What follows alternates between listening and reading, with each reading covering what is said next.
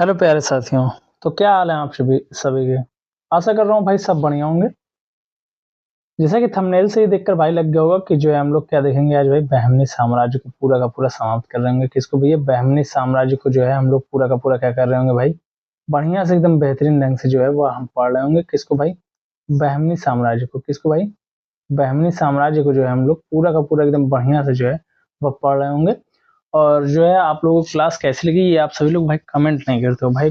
Please यार comment कर दिया करो कि भाई क्लास कैसी लगी। इससे हमारा भी थोड़ा सा उत्साह बढ़ता है कि हाँ भाई, लोग क्लास है, आप लोग क्लास अच्छी लग रही है तो आप सभी लोग के बीच जो है और बेहतरीन किया जाए। ठीक है, तो आप लोग कमेंट जरूर से कर दिया करो भाई कि क्लास कैसी लग रही है, और चैनल को सब्सक्राइब कर लेना, वीडियो को जरूर से लाइक कर देना अगर वीडियो अच्छी लगी भाई तो। ठीक है, तो चलिए आज की क्लास को हम लोग स्टार्ट करते हैं।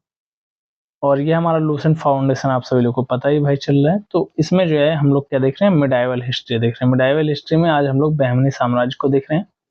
बहमनी साम्राज्य के बारे में चलिए हम लोग देखते हैं। मोहम्मद बिन तुगलक के शासन काल में 1347 ईस्वी में हसन गंगू ने बहमनी साम्राज्य की स्थापना की थी। किसने की थी भैया? हसन गंगू ने जो है बहमनी साम्राज्य की स्थापना की थी मोहम्मद बिन तुगलक के शासन काल में जो है 1347 ईस्वी में। ये इंपॉर्टेंट फैक्ट ये यहाँ पर बन जाएगा, ये इसीलिए इस पर मैं 2-3 बार स्टार लगा दे रहा हूँ कि मोहम्मद बिन जो तुगलक था उसी के शासनकाल में ही 1347 ईस्वी में क्या हुआ था, हसन गंगू ने क्या किया था, बहमनी राज्य की स्थापना की थी। किसकी स्थापना की थी भैया? बहमनी राज्य की स्थापना की थी। वह अलाउद्दीन वह अलाउद्दीन हसन बहमन शाह के नाम से सिंहासन पर बैठा और गुलबर्गा को अपनी राजधानी बनाया। ये जो हसन गंगू था इसने क्या किया भाई, या अलाउद्दीन हसन बहमन शाह के नाम से कहां पर बैठा था? सिंहासन पर बैठा था। और जो गुलबर्गा था उसको जो अपनी राजधानी बनाया था इसने। किसने भैया? हसन गंगू ने। हसन गंगू ने बहमनी साम्राज्य की स्थापना 1347 ईस्वी में की थी। और यह राजगद्दी पर अलाउद्दीन हसन बहमन शाह के नाम से जो है सिंहासन पर बैठा और गुलबर्गा को अपनी राजधानी बनाया। ठीक है, इसकी राजभाषा क्या थी भैया? मराठी थी। इसकी राजभाषा कौन सी थी भाई? इसकी राजभाषा मराठी थी। कौन सी राजभाषा थी इसकी? मराठी थी। इसने जो है अपने साम्राज्य के 4 प्रांतों में गुलबर्गा, दौलताबाद, बरार और बीदर में बांटा। इसने अपना जो साम्राज्य था इसको 4 प्रांतों में बांटा था। कौन कौन से वो प्रांत थे? गुलबर्गा था, दौलताबाद था, बरार था और क्या था भैया? बीदर। इन 4 प्रांतों में जो है इसने बांटा था। किसने? मोहम्मद बिन तुगलक ने। मोहम्मद बिन तुगलक कौन था भैया? ये सॉरी, मोहम्मद बिन तुगलक कह रहा हूँ, हसन गंगू। हसन गंगू कौन था भैया? ये बहमनी साम्राज्य का संस्थापक था। 1347 ईस्वी में इसने बहमनी साम्राज्य की स्थापना की थी।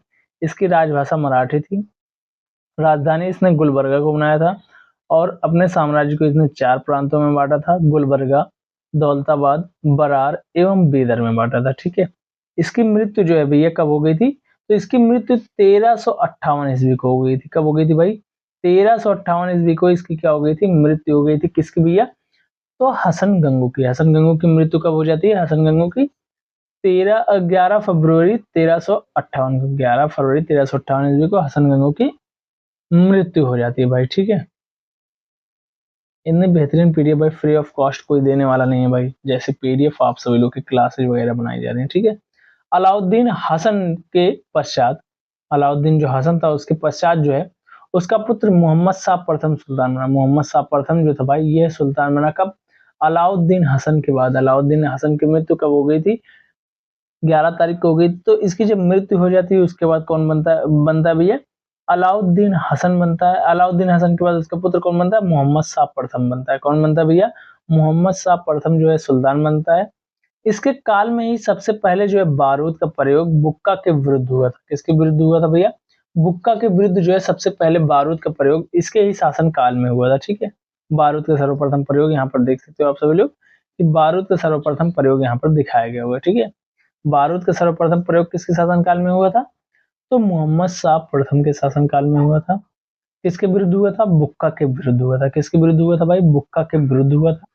भीमा नदी के तट पर फिरोजाबाद की स्थापना ताज उद्दीन फिरोज ने की थी। किसने की थी भैया? ताजुद्दीन फिरोज ने जो है भैया किसकी स्थापना की थी? भीमा नदी के तट पर फिरोजाबाद की स्थापना की थी। फिरोजाबाद की स्थापना ताज उद्दीन फिरोज ने की थी। किसने की थी? ताजुद्दीन फिरोज ने जो है फिरोजाबाद की स्थापना की थी। कहाँ पर? भीमा नदी के तट पर। ठीक है। फिरोज खिलजी खगोलकी को प्रोत्साहन देता था। ये जो फिरोज था, ताजुद्दीन फिरोज, ये किसको देता था? खगोलकी को प्रोत्साहन देता था। और उसने जो है दौलता के बाद एक वेधशाला बनवाई थी। क्या बनवाई थी भैया? वेधशाला इसने दौलता के बाद के पास बनवाई थी। किसने? फिरोज ने। किसने भैया? ताजुद्दीन फिरोज ने जो है भैया दौलताबाद के बाद एक वेधशाला बनवाई थी। और यह जो है खगोलकी को प्रोत्साहन देता था। ठीक है। फरिश्ता के अनुसार जो है, फरिश्ता जो था उसके अनुसार क्या था? फिरोज फारसी, अरबी और तुर्की के अतिरिक्त तेलुगु, कन्नड़ और मराठी भाषा का भी ज्ञाता था। जो फिरोज था वो जो भैया फारसी भी जानता था, अरबी भी जानता था और तुर्की भी जानता था। और क्या जानता था? तेलुगु, कन्नड़, मराठी, इन भाषाओं को भी वह जानता था। फरिश्ता के अनुसार ये कहना है। फरिश्ता कहता है कि भाई फिरोज फारसी, अरबी, तुर्की और किस भाषा का? तेलुगु, कन्नड़ और मराठी भाषा का भी क्या था? ज्ञानी था या फिर ज्ञाता था। ठीक है। आगे चलिए देखते हैं। फिरोज शाह बहमनी का सबसे बड़ा कार्य क्या था? प्रशासन में बड़े स्तर पर हिंदुओं को सम्मिलित करना।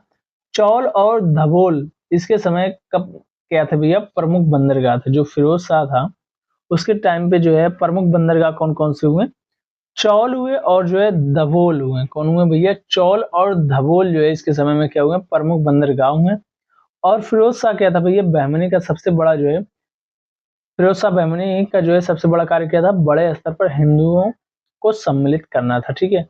बहमनी वंश के प्रमुख शासक कौन कौन से थे? तो मोहम्मद शाह प्रथम जो है ये 1358 से 1375 ईस्वी तक। अलाउद्दीन मुजाहिद शाह जो है 1375 से 1378 तक। दाऊद जो ये 1378 में ही था। उसके बाद ये तुरंत दाऊद प्रथम खत्म। फिर मोहम्मद शाह सेकंड आया, ये 1378 से 1397। फिर जो है ताजुद्दीन फिरोज आया, ये जो है भैया 1397 से 1422 ईस्वी तक। साउद्दीन अहमद आया, शहाबुद्दीन अहमद जो है फर्स्ट आया, ये जो है 1422 से 1486 ईस्वी तक। अलाउद्दीन अहमद द्वितीय जो आया, ये जो है 1436 से 1458 तक। शमसुद्दीन मोहम्मद तृतीय ये भाई कब से कब तक था? तो 1463 से 1482 तक। कब से कब तक भैया? 1463 से 1482 तक। भाई और शासक थे लेकिन ये प्रमुख थे। ठीक है। प्रांतीय तरफदार के विशेष विरुद्ध था। कौन भैया? प्रांतीय तरफदार विशेष विरुद्ध उसके कौन थे? तो दौलताबाद जो है मसनद ए अली आली, और जो है बरार के जो है मजलिस ए आली, और जो है बीदर जो है आजाम ए हुमायूं, और जो है गुलबर्गा ये जो है मलिक नायब, ये जो है विशेष विरुद्ध थे इसके। ठीक है।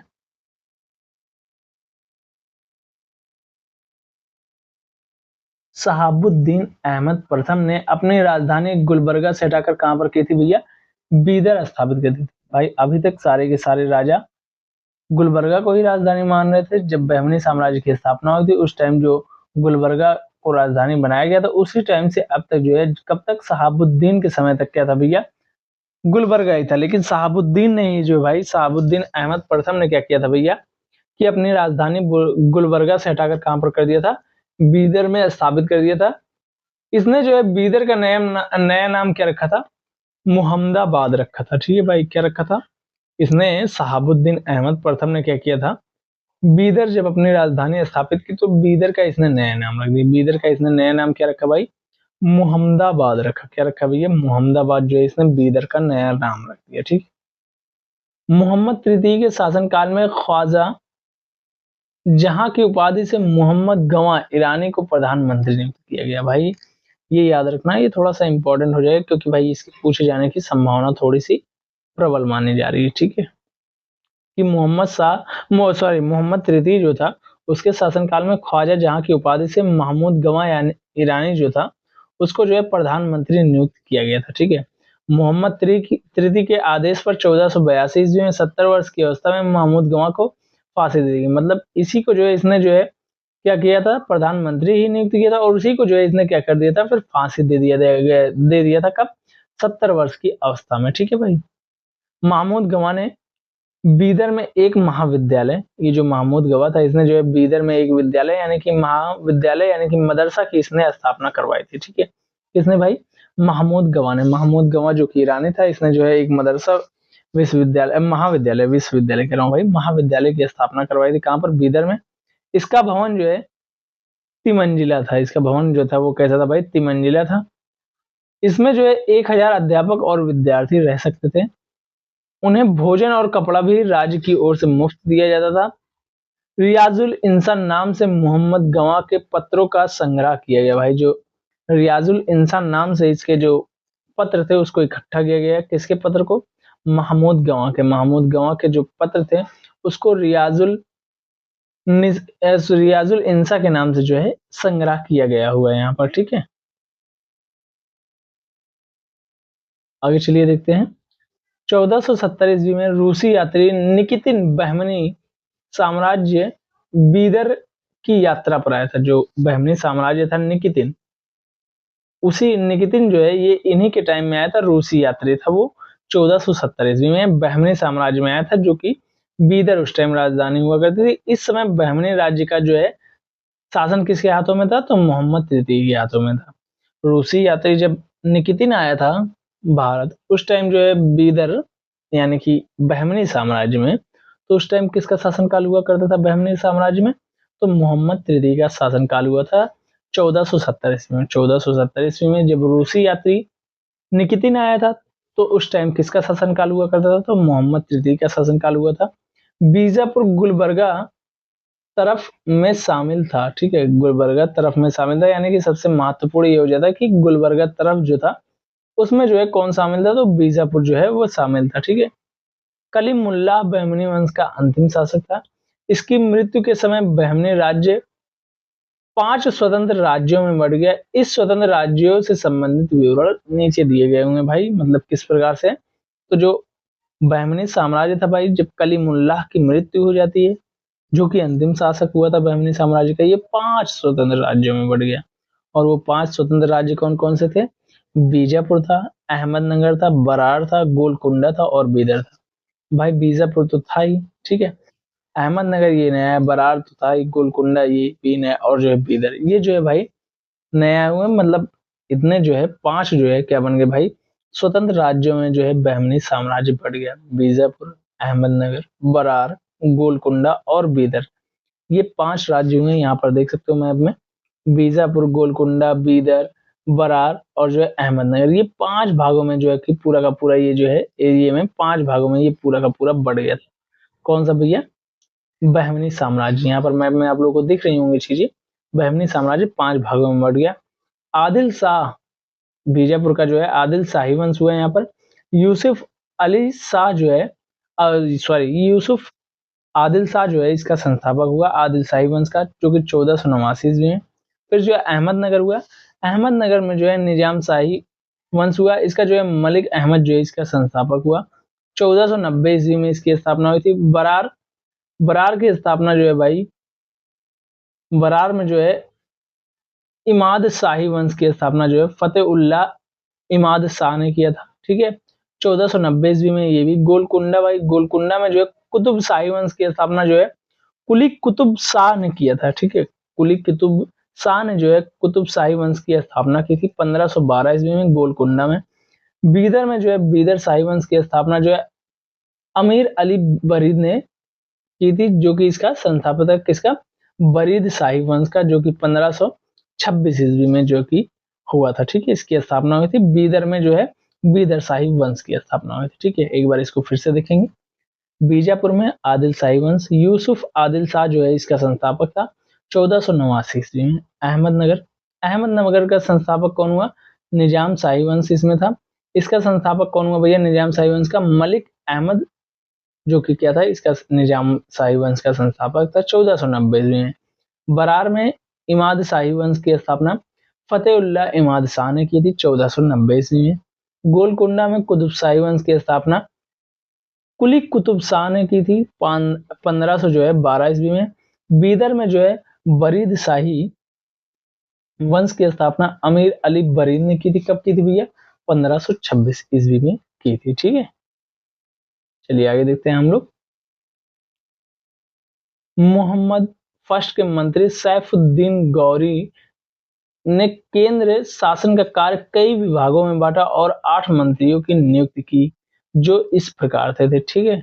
मतलब भाई जो मोहम्मद फर्स्ट था, उसका जो मंत्री था सैफुद्दीन गौरी, उसने जो है केंद्रीय प्रशासन के कार्य के लिए जो है कार्य को कई विभागों में बांट दिया कि यहाँ का कार्य ये ऐसे होगा, ऐसे कार्य होगा, ये ऐसे कार्य करेंगे, ये इस प्रकार से कार्य करेंगे, वो इस प्रकार से करेंगे। इसको जो है कई प्रकार से इसने बांट दिया था।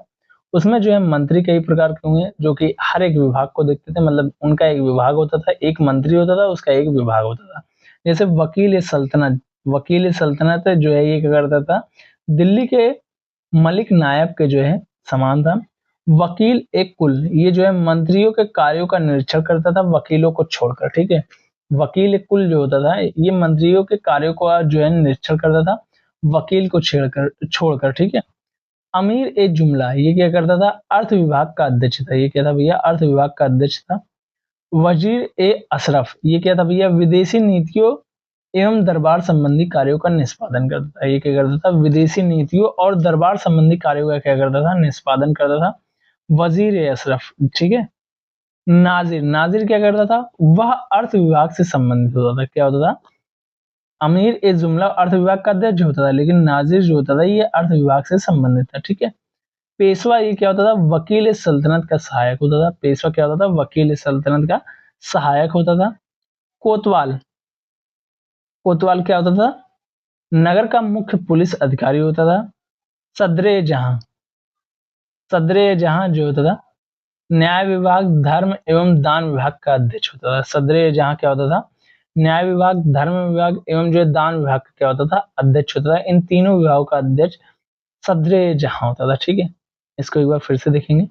वकील सल्तनत दिल्ली के मलिक नायब के समान होता था। वकील कुल क्या होता था, ये मंत्रियों के कार्य का निरीक्षण करता था वकीलों को छोड़कर। अमीर जुमला अर्थ विभाग का अध्यक्ष होता था। वजीर अशरफ विदेशी नीतियों एवं दरबार संबंधी कार्यों का निष्पादन करता था।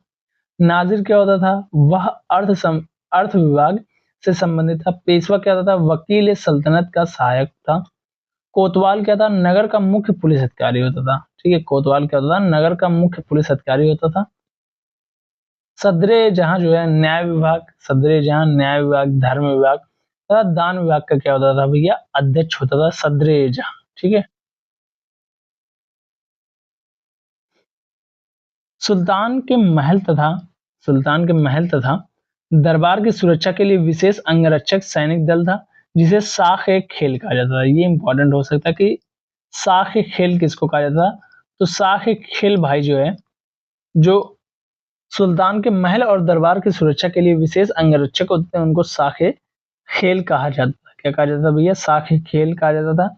यह चार भागों या नौबत में विभाजित है, जिसके मुख्य अधिकारी सर ए नौबत होता था। जिसका मुख्य अधिकारी कौन होता था, सर ए नौबत होता था। किसका मुख्य अधिकारी, जो भाई साख ए खेल जो दल था, उसका जो मुख्य अधिकारी होता था सर ए नौबत होता। कौन होता था भैया, सर ए नौबत साख ए खेल का क्या होता था, मुख्य अधिकारी होता था। साख ए खेल क्या था, ये विशेष अंगरक्षक सैनिक दल था, जो कि दरबार की सुरक्षा और सुल्तान के महल की सुरक्षा करते थे। इन सबकी रक्षा जो करते थे वो साख ए खेल कहलाते थे। और साख ए खेल का अध्यक्ष जो है, वो अध्यक्ष या फिर अधिकारी जो है, उसका मुख्य अधिकारी जो होता था वो कौन होता था, सर ए नौबत होता था। ये चार भागों या फिर नौबत में विभाजित है, ठीक है।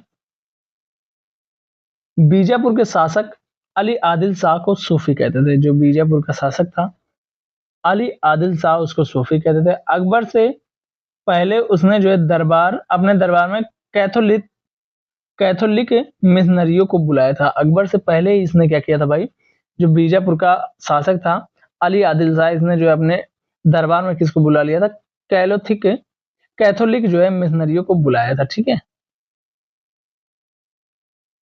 उसने अपने पुस्तकालय का अध्यक्ष प्रसिद्ध संस्कृत विद्वान वामन पंडित को बनाया था। भाई इसने जो है क्या किया था, अपने जो पुस्तकालय था उसका अध्यक्ष किसको बनाया था भाई, एक प्रसिद्ध विद्वान थे उस टाइम, ठीक है।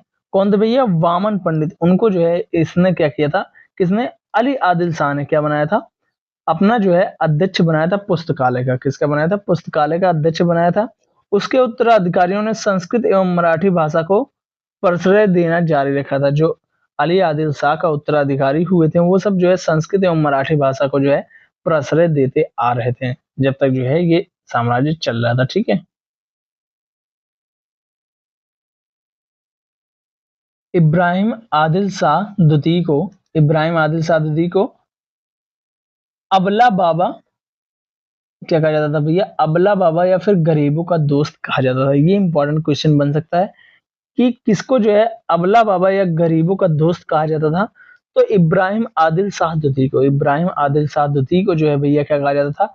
अबला बाबा या फिर गरीबों का दोस्त कहा जाता था। किसको? इब्राहिम आदिल शाह द्वितीय को। इब्राहिम आदिल शाह को अबला बाबा या फिर गरीबों का दोस्त कहा जाता था। उसने जो है उसने किताब ए नौरस नामक नाम की एक पुस्तक की रचना की, जिसमें गीतों का विभिन्न रागों में बांध कर प्रस्तुत किया गया था। जो उसने जो है एक किताब लिखी थी, कौन सी पुस्तक थी वो? किताब ए नौरस। किताब ए नौरस की रचना की थी, किसने की थी? इब्राहिम आदिल सादुद्दी ने। इब्राहिम आदिल सादुद्दी ने किताब ए नौरस की स्थापना की थी, नामक पुस्तक की रचना की थी, जिसमें क्या किया गया था भैया? गीतों को विभिन्न रागों में बांध कर प्रस्तुत किया गया था। ठीक, उसने नौरसपुर नाम से एक नई राजधानी बनाई थी। मतलब भाई जो ये इब्राहिम आदिल शाह द्वितीय था, इसने भाई क्या किया? इसने नौरसपुर नामक एक जगह बसाई, जिसमें वो जो है इसने क्या बना दिया? राजधानी बना दिया। ठीक है, अपने व्यापक दृष्टिकोण के कारण यह जगत गुरु कहलाता था। मतलब इसका जो व्यापक दृष्टिकोण था, इस कारण से यह क्या कहलाता था भैया? जगत गुरु कहलाता था। कौन? इब्राहिम आदिल शाह द्वितीय। ठीक है, इब्राहिम आदिल शाह द्वितीय। ठीक है, उसने विठोवा के विठोवा की उपासना के केंद्र पंडरपुर की को भी अनुदान किया। भाई ये इतना इंपॉर्टेंट नहीं है, तो इसको क्रॉस भी कर सकते हो। ठीक है, ये इतना इंपॉर्टेंट नहीं है, ये पूछे जाने की संभावना भी नहीं है। ठीक है, चलिए आगे देखते हैं हम लोग।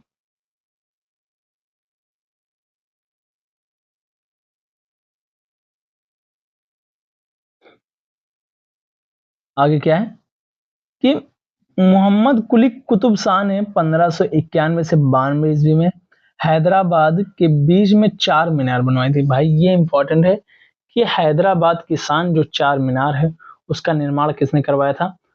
तो चार मीनार की का निर्माण जो है किसने करवाया था? मोहम्मद कुली कुतुब शाह ने। किसने करवाया था भैया? मोहम्मद कुली कुतुब शाह ने 1591 से 92 में चार मीनार का निर्माण करवाया था। ये इंपॉर्टेंट है भाई, 4-5 स्टार इसीलिए इस पर लगा रहा हूँ। ये एग्जाम में पूछा गया है कई बार, और इसको पूछे जाने की भरपूर संभावना भी रहती है। ठीक है, तो मोहम्मद जो कुली कुतुब शाह था, इसने 1591 से 92 ईस्वी में हैदराबाद में जो है चार मीनार का निर्माण करवाया था। किसका निर्माण करवाया था भैया? चार मीनार का। ठीक है, इसमें चारों दिशाओं में चार ऊंचे मेहराब हैं, जो चौमंजिली हैं।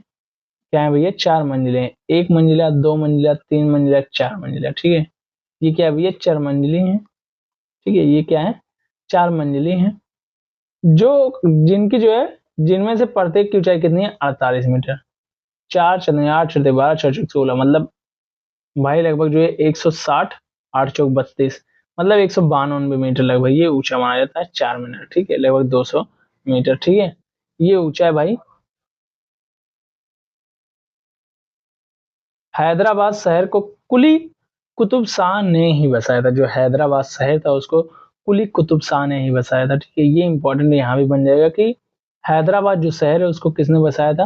तो कुली कुतुब शाह ने ही हैदराबाद शहर को भी बसाया था, और इसी ने जो है हैदराबाद में जो है चार मीनार की स्थापना की थी। कब? 1591 से 92 ईस्वी में मोहम्मद कुली कुतुब शाह ने। ठीक है, कुली कुतुब शाह ने हैदराबाद की स्थापना की थी। ठीक है, प्रत्येक मीनार की ऊंचाई इसमें जो है 48 मीटर है। ये इंपॉर्टेंट है। ठीक है, इब्राहिम रोजा व गोल गुम्बज बीजापुरी इमारतों में सबसे प्रसिद्ध है। इब्राहिम रोजा और जो है गोल गुम्बज बीजापुर इमारत जो है, इमारतों में क्या है भैया? सबसे प्रसिद्ध है। इब्राहिम रोजा इब्राहिम आदिल शाह का मकबरा है। इब्राहिम रोजा क्या है भाई? ये भी इंपॉर्टेंट है कि इब्राहिम रोजा क्या है? इब्राहिम आदिल शाह का क्या है भैया? तो वह जो है मकबरा है। इब्राहिम रोजा क्या है? इब्राहिम आदिल शाह का मकबरा है। ठीक है, आगे चलिए देखते हैं। 1680 में बनाए गए गोल गुम्बज का गुम्बद इतना विशाल है जितना विशाल कभी नहीं बनाया गया। जो 1680 में गोल गुम्बज है, उसका जो गुम्बद भाई बनाया गया वो भाई सबसे विशाल है। वो कभी नहीं बनाया गया इतना विशाल समझ लो भाई, कभी बनाया ही नहीं गया। ठीक है, इसके सभी अनुपात संगतिपूर्ण है। इसके सभी अनुपात क्या है भैया? संगतिपूर्ण है। चारों कोनों पर बनी ऊंची और गोलाकार मीनारें इसकी छवि को एक संतुलित आकार प्रदान देती है। ये चारों पर देख रहे हो भाई, ये चारों किनारे ऐसे ऐसे बनी हुई हैं, इसको क्या देती हैं भाई? एक संतुलित आकार जो है प्रदान करती हैं, एक संतुलित जो है छवि प्रदान करती हैं। कहा जाता है मुख्य कक्ष के एक ओर से फुसफुसाहट की आवाज जाए तो उसे दूसरे छोर पर भी सुना जा सकता है। मतलब मुख्य कक्ष जो है भाई, वहां से जो है फुसफुसाहट की आवाज अगर जाती है भाई, तो जो है उसे दूसरे छोर पर भी जो है भाई सुना जा सकता है। किस छोर पर? दूसरे छोर पर भी भाई सुना जा सकता है। ऐसा इसको बनाया गया है। ठीक है, तो आज के लिए बस भैया इतना ही। आशा करता हूँ आप लोगों को क्लास जो है काफी अच्छी लगी होगी और जो है आप लोगों को सारी की सारी चीजें समझ में भी आई होंगी। और भाई ऐसे पीडीएफ भाई मुझे नहीं लगता कि कोई भी जो है फ्री ऑफ कॉस्ट में इतना बेहतरीन तरीके से कोई भी यूट्यूब पे लूसेंट बैच भाई पढ़ा रहा होगा। सब नाम के पढ़ा रहे हैं भाई, नाम नहीं, यहाँ पर काम चले है। ठीक है भाई, काम जब भाई दिखेगा जब एग्जाम में क्वेश्चन, तब भाई वहां पर मानोगे कि हाँ भाई काम चले हैं यहाँ पे। ठीक है, तो आज के लिए इतना ही। थैंक यू सो मच, मिलते हैं नेक्स्ट क्लास में। और वीडियो कैसी लगी आप सभी लोग कमेंट करके जरूर से बताइए। Thank you so much.